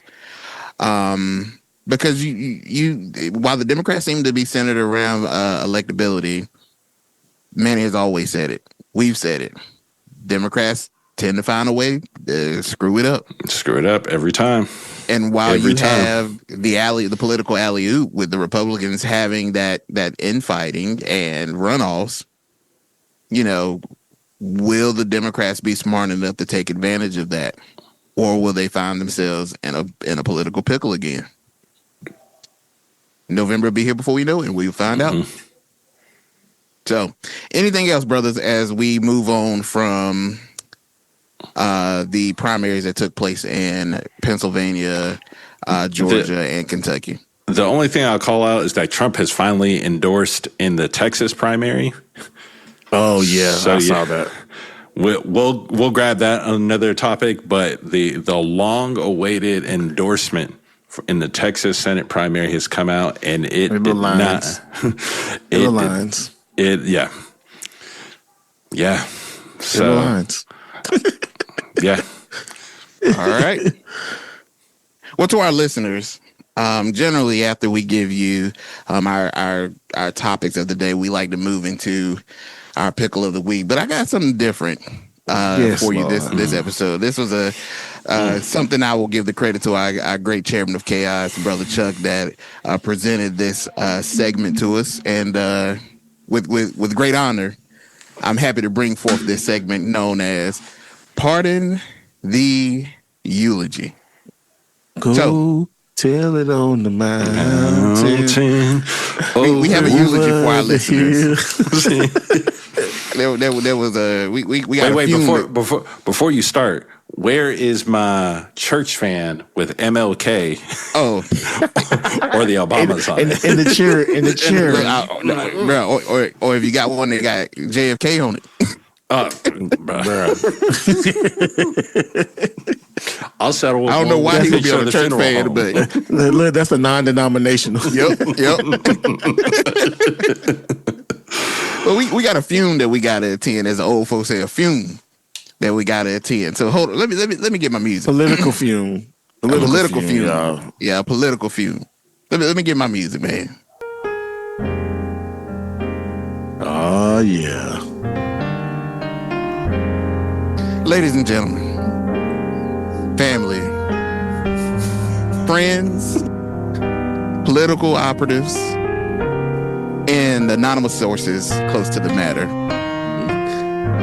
we are gathered here today to remember the brief but unforgettable run of Tulsi Gabbard as Director of National Intelligence. Now, when Tulsi took this job, people had questions, lots of questions. Democrats were confused. Republicans were cautious. And the intelligence community, well, they probably changed all their passwords. But somehow, she made it happen. 1 minute, she was a Democrat on the debate stage calling out the establishment, and the next minute, she's standing next to Trump, explaining national security on television like it was always her plan. Ladies and gentlemen, that's range. Now, let's be honest. In this administration, surviving longer than a carton of eggs in a college fridge is considered a full career. Tulsi came in with discipline, military credentials, and the energy of somebody who absolutely believed she could fix the project after everyone else had already failed it. But Washington is undefeated. So today, ladies and gentlemen, we don't mourn. We don't mourn. We reflect. We reflect on the political journey so unpredictable that LinkedIn wouldn't even know what category to put her under. Congresswoman, Democrat, independent, Republican ally, Intel director, and future podcast guest. That is a generational run, folks. And now as she exits stage left and heads towards a warm embrace of book deals, speaking feeds, and suspicious, well-lit YouTube interviews, we remember the oldest rule in Washington. In politics, you're never getting fired. You're getting ready to tell everybody it was your idea to leave in the first place. The life, political legacy of one Tulsi Gabbard. Amen. Amen. Amen. And amen. Amen. Amen. That is my part in the eulogy for one Tulsi Gabbard. Now let the choir sing. May we have a selection by the choir? Now at this time we will have remarks. Please limit your remarks to 2 minutes. 2 minutes or less. Allow the family to exit and friends you may follow. We'll have the repass in the fellowship hall. In the fellowship hall. We thank you once. We thank you twice. We thank you three times. Thank you 3 times. In the name of our Lord and Savior, Jesus Christ. Yes, Lord.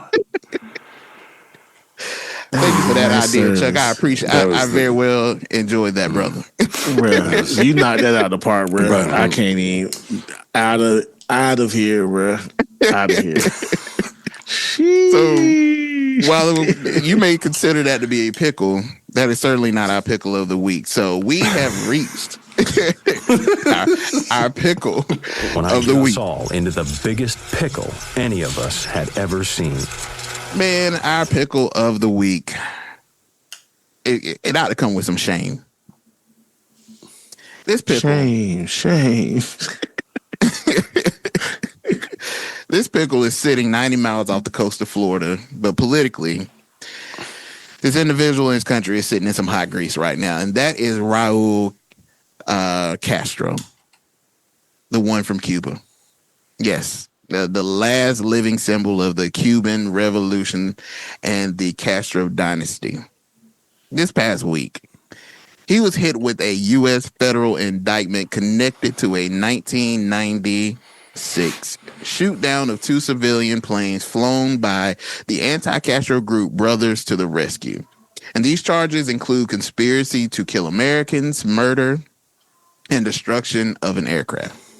Now, the reason why he's in a pickle in Cuba, really, and a low-key side pickle is going to be Trump in this as well. First of all, this man is 90 plus years old. Being indicted in your 90s is crazy. He probably don't even remember what he did. And first of all, this came from 1996. So Trump, as the gospel song said, if you had to reach way down, Jesus will pick you up. He reached way down to find this charge. But I think that the timing of this matters. This comes while Trump is already dealing with Iran tensions, foreign policy pressure, and really trying to look strong internationally. So it's being framed as this is Trump chasing a regime change win with Cuba after the Iran situation got a little messy. So, Castro kind of caught himself in really a political crossfire because this is, in my opinion, only trying to give Trump the win that he wants from a regime change perspective. But Cuba finds himself in a weird spot because economically they're struggling. They're dealing with blackouts and unrest. They're heavily dependent on outside allies. And now their former leaders being treated like an international fugitive. And how does Cuba respond to this? Where do they even go from this? Because now, realistically, nobody expects the U.S. Marshals to parachute into Cuba and drag this 93-year-old man out. We hope. If they give him the Nike Tech treatment that they gave Maduro, that's gonna be wild, bruh. This man probably sitting in a rocking chair, blanket on, the heat is on, even though it's hot. We all know how old people they blood thin, so they get cold easy. Boy, my grandma room 2 steps away from hell, hot, man. Woo, heat on in the summer is wild, but it's really not the point. The point of all this is symbolism. Because for decades, the Castro name has represented survival. And Cuba has survived the war. They've survived assassination attempts, embargoes, and really having to deal with multiple U.S. presidents. But now the regime just looks old, vulnerable, and isolated. So politically, this indictment puts, Castro in a brutal position. If he ignores it, he looks weakened internationally.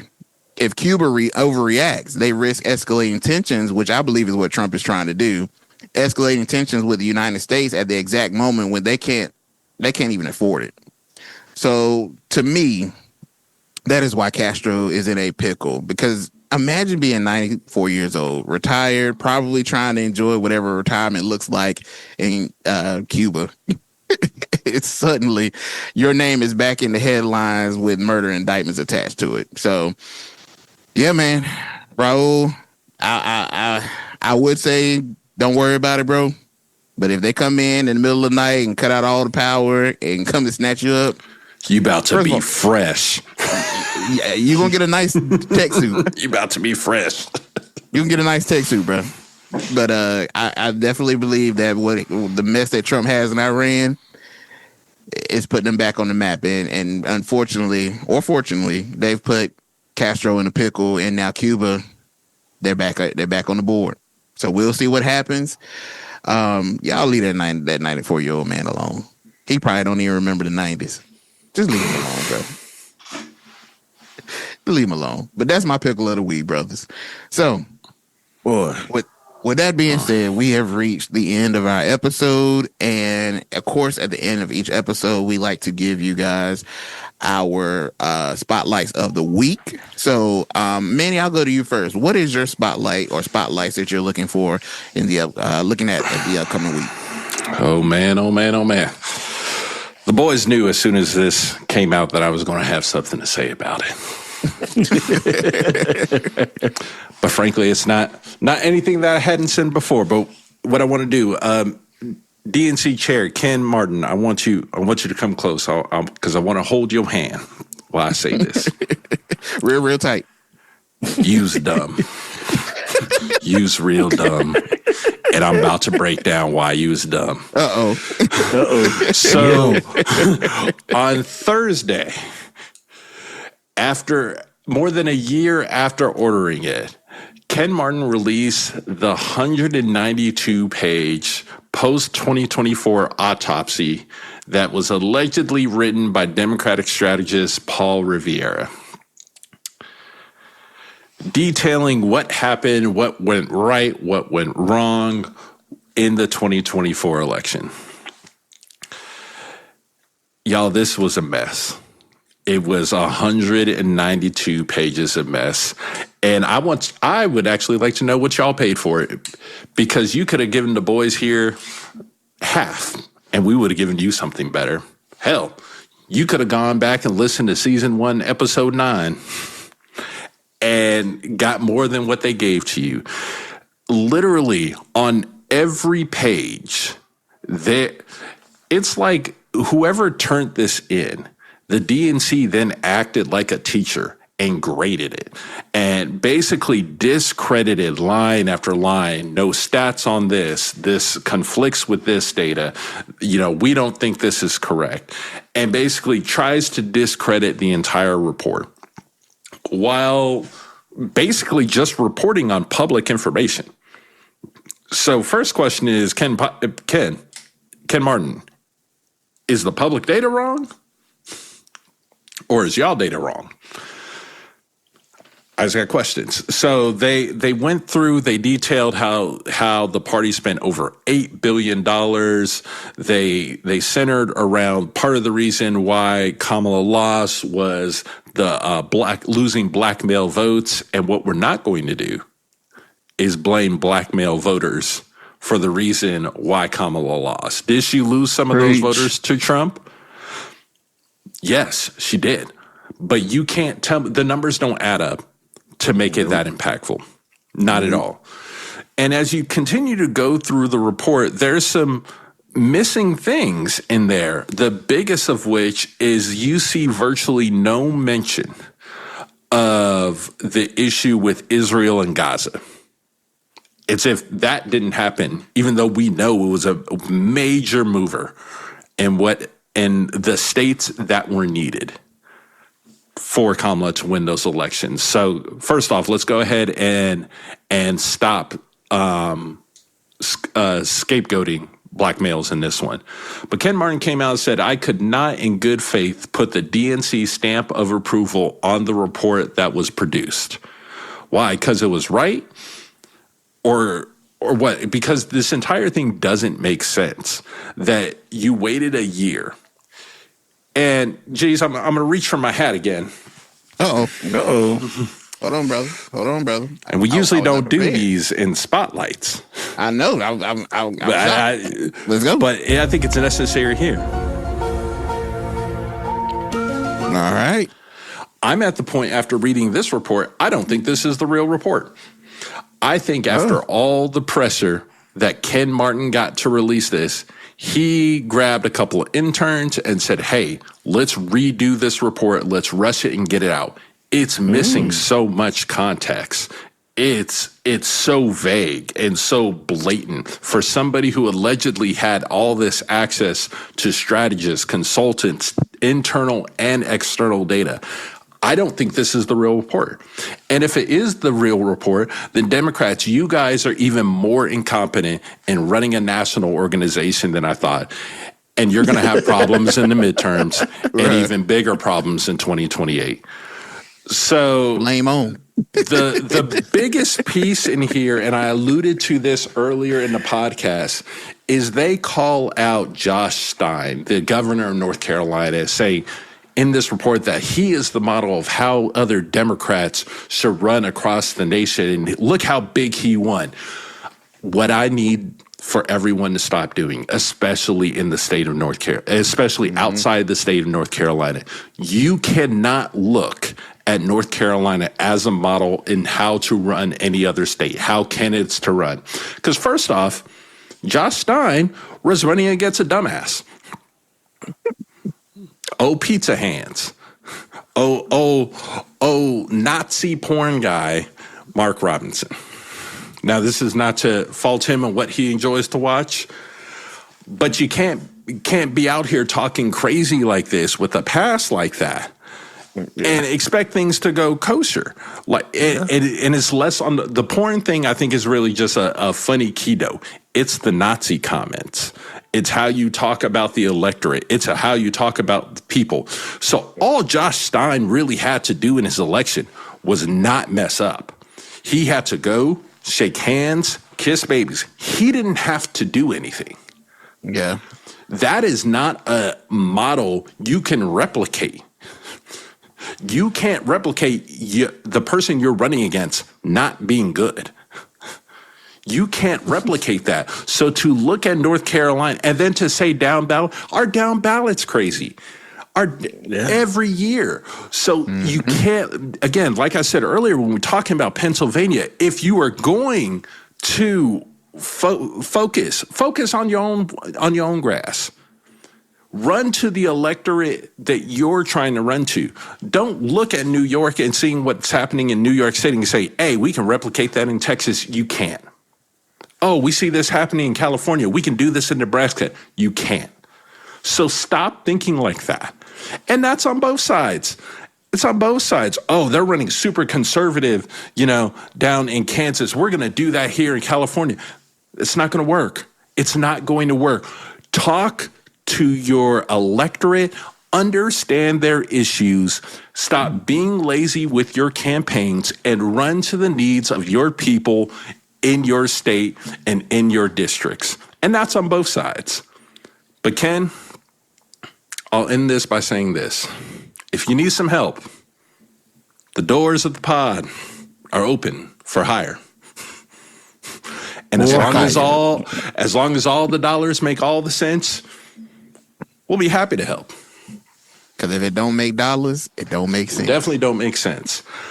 But the entire report was ridiculous. Why release it if you're going to discredit it? It makes you look messy. It makes you even look like a bigger idiot that you paid to have this done. Mm-hmm.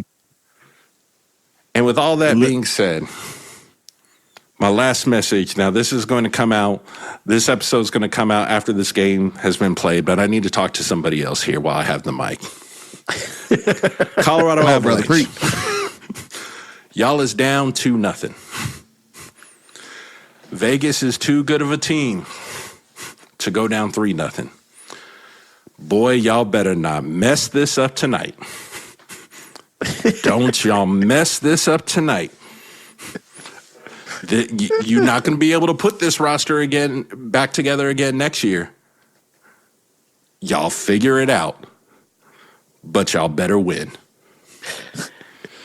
And with that, I just want to say, I yield my time. I yield my time to the chair. I just want to say, listeners, since that report dropped, Manny, he went through it, and when he got finished, he set the group chat on fire. He was waiting, seething to air his grievances to the masses. Because it goes back to like that comment that Obama says, like after you get in some of these rooms with these people that are really high up there, you realize, oh, you're just a normal. This is not the actions of a leader who knows what they're doing or appears to know what he is doing. You should. You basically did the same thing Donald Trump did in Iran. Talked this big game, went over there, got shown up in Iran. And now the aura, actually, better example, D3 the Mighty Ducks. Here we go. Oh, Lord. Here we go. When the coach told them, hey, don't you mess around with that varsity team, you'll keep the element of surprise. You've now dropped this. So either now you literally created another report or you guys are as incompetent as we think you are. And now you have an emboldened party leadership. We look party to party leadership. You've taken all the mystique away that, oh, you really know what you're doing. No. This can't. I hope this wasn't the real report. Okay, I'm done for real now. I yield my time. We don't know. Look, time will tell. Right. Brother Chuck. Yes, sir. Yes, sir. So initially, my spotlight was going to be on the case between the billionaire versus the almost billionaire fighting of Elon Musk and Sam Altman. That's another beef it is up and it is stuck. And stuck, yes. And interestingly enough, that beef is because you told me no and then went another direction, and now I don't like the direction you gone because you're making money and I want some of your money. But anyway, but then I came across another spotlight, and pre-pod I told the boys I had a second spotlight, and for whatever reason it was blanking my mind, and then the good Lord, like a dove descending from the heavens above, placed it back on my remembrance. And as the table says, I do this in the remembrance of me. And it came back to me. Georgia House Bill 369. And for those who are not in Georgia, you have no idea what this is. But this is a new law that was signed into effect by Governor Brian Kemp that mandates a shift from partisan to nonpartisan elections. And you would think the chairman of chaos would be in support of this. And generally I would. Except this only applies to 5 counties in the state of Georgia. What? Out of the 159 counties in the state of Georgia. And I'm going to give you a moment to guess what 5 counties this applies to. Is it all the major metros? All 5 counties that is the Atlanta metro area: Fulton, DeKalb, Gwinnett, Cobb, and Clayton County. For those who don't know, these are the most diverse, the most populous of Black constituents in the state. Yeah. And I just gave a challenge last week in regards to this type of stuff. Brian Kemp said that he was going to hold off and not redraw the maps right before the primary, and they would focus at a later date on 2028. And this is part of that mess. So what this does is it requires that there's no party affiliation for some key seats or races: district attorney, solicitor general, tax commissioner, clerk of superior court, and then certain county commissioner seats. Now, it does not, there are some exempt offices like county sheriff, the DeKalb County Commission, and the DeKalb County CEO. Those are exempt and have still allowed for their specific party affiliation. But the problem with this is, why is this not statewide and only targeted for those 5 metro counties? The quiet part is said out loud when you just read the 5 counties that it applies to. Now, of course, there are plenty of lawsuits and challenges already in motion toward this. But I further reiterate my challenge, because these positions currently are held primarily by Black women. Don't forget, Fonnie Willis, the district attorney for Fulton County, who recently won re-election, was the one who challenged Trump and went up and brought charges against Trump for his phone call to Brad Raffensperger about those votes in 2020. Now, with removing these labels, this is a form of voter suppression. Because sadly as it is, some people don't know people's names. They know party affiliation. So to my challenge, mobilize, inform, and engage, that's what you need to do, because they're playing and putting rules in place to take away the chance for you to have someone in front of you that is not looking to destroy you. As much as we would like for positions of a district attorney or a judge or the clerk of court, you want them to be impartial. You want them to be nonpartisan. But that's not reality. And many of these people come with their own agendas, come with their own ills, and you want to make sure that the people that are in place are not in that same fashion. So, this is to everyone. Get yourself informed, get out, vote, make an impact. But before I close, I do want to give a bit of a rebuff and reprieve to the citizens of Georgia. And I didn't do this when we were talking about the primaries, but I am blown away, that we did not elect or did not unseat the incumbents in the Georgia Supreme Court and the Court of Appeals. The two young ladies who were running failed at winning, and these positions are technically nonpartisan, but the backing of these individuals and the money that is behind these individuals and the way they voted shows you their affiliation. So, we have general election coming up soon, because it'll be here before we know it. The summer's here already. Mm-hmm. It's already here. So November will be here before we know it. Get out there, get informed, and know what's going on in your community. All right, brother. Well, I'll wrap it up with my spotlight of the week.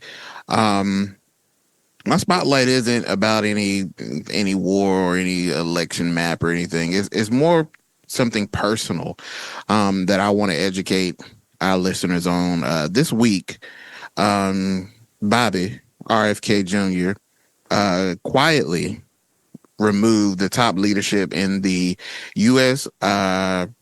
Preventive Services Task Force.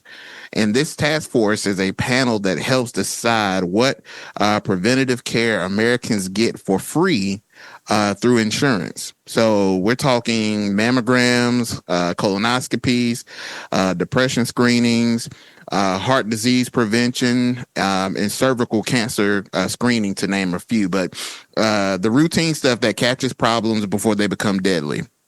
So I know for most Americans, they probably have never heard of the Preventative Services Task Force, but this panel has enormous power. Under the Affordable Care Act, if this task force recommends a screening or a preventative treatment, insurance companies generally have to cover it at no additional cost to the patients. So when RFK Jr. fires the chair and the vice chair of this panel in the middle of an overhaul that he's doing, healthcare experts start asking a very uncomfortable question. Is science leading healthcare policy, or is politics taking the wheel? And that's why this decision and what Bobby is doing matters. We know that since he's walked in as the health secretary, it has not been normal, to say the least. He's already came in already viewed as controversial with a long history of skepticism about vaccines and public health institutions. So now every move that he makes gets viewed through that lens. So I want Americans to know that's very important, because the best thing you can do for some of these issues, health issues, is the preventative and having the screenings necessary to detect some of these things very early before they become deadly and dangerous. So when you have someone who is the health secretary that is removing that in the middle of an overhaul, which I think the panel has half of his seats vacant at the moment because of the overhaul he's doing, who do Americans trust anymore? Because if your health secretary doesn't see these things as necessary, he's removing those who are making sure that these things are covered at no additional cost to the American people to be preventative of some of these deadly and dangerous diseases. Who do you trust? Where do you go? And when you see these things happening, and you start losing, which I believe is already starting to happen, that you're seeing Americans starting to lose trust in multiple institutions. Eventually, people stop believing anybody. And when we get in that position, that's when things get, just dangerous. So my spotlight isn't really about just one healthcare panel. It's about whether Americans still believe in the experts and that expertise matters, or whether every institution is now just what I feel like is happening now in our landscape, a political battleground. This is something we never had to think of before that. And I think that should be the alarm. We didn't even know this task force existed. But think of the enormous work that has been done by this task force when it comes to colonoscopies, mammograms, cervical cancer screening, a number of things. There's a force that was watching and working on the American people's behalf for their health. And now that is getting gutted and played around with by somebody who is a Bobby. So, that's my spotlight of the week. And inform yourself, man. Educate yourself. Figure out why these things exist and why they matter, and challenge these things when you go to that voter box, to that ballot box, and realize who you're putting in those positions and what they support and what measures they are cutting or gutting that has potentially benefited you and your family for years that you didn't even know that somebody thought it was a good idea to have that task force or these things in place to better the American people, not put them in more dangerous positions. Bruh. Oh. Preventative care. Bro, the word is for itself. For itself. Mm-hmm. Like, you're taking the steps to make sure that you are good, and they want to crash the task force. What I'm sick and tired of is these fools that 70 plus making decisions for Americans who have that they don't have to live with. That. That's crazy, bro. And the last part I want to say is not politically related, but I certainly can't close this episode without mentioning. But shout out to our lovely university, East Carolina University, the baseball team, who just finished their championship game, and they are back-to-back champions. The University of Texas at San Antonio, 1-0. So shout out to Coach Cliff. All right, Pirate Baseball. They battled this year. It was tough. They didn't have the roster they've had in years past. Some young guys, and they came into the tournament already losing the first game and having to come out of the winner of the losers bracket, but they beat them. Hey, so that's what's up. Took home the gold again, man. So shout out to ECU and the baseball team on another back-to-back. Now they go to the College World Series to disappoint us again. Man. That 1 year that they got close. That 1 year, so close. I was like, bro, we was ready. We was ready for Omaha. We was ready. Like we were right there. But shout out to Coach Cliff, a former player at ECU. So it's even good just to see that he's here. And I don't know how we've kept him for so long, but I'm glad that he's still here. Yeah, for sure. But that is our episode. Another episode of Pardon the Politics podcast. To our listeners, first of all, we got one task for you and one task only. Please like, share, and follow. Like, share, and follow. It's not that hard. Reach one to teach one. Just share the pod with someone you know, someone you love, and someone you hate. We'll take all of them. Facts. And then, please share the pod. Oh, and Wednesday. I'm sorry. I forgot. I have another announcement. Before that. Go ahead. Yes, sir. Tell them IG is back. IG is back. The pod is back around. The IG PTP.pod, man. PTP.pod. It's our handle. We had to sneak in the we had to come through the back door a little bit and be quiet. Hold on, I'm cleaning it up. Pause. And just get our seat at the bar. And we Okay, quiet. We all ain't, right. we ain't, we ain't dancing. We ain't Secret jigging. We ain't out on the floor. Secret We entrance. we just got our seat and we sitting down and we quiet. We ain't bothering nobody. So with a nice Merlot. yes, sir.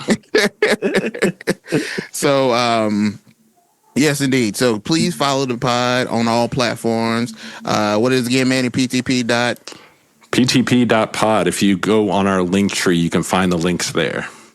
Even better. Yeah. All right. So follow us on social media, like, share, and follow, and then also in announcements.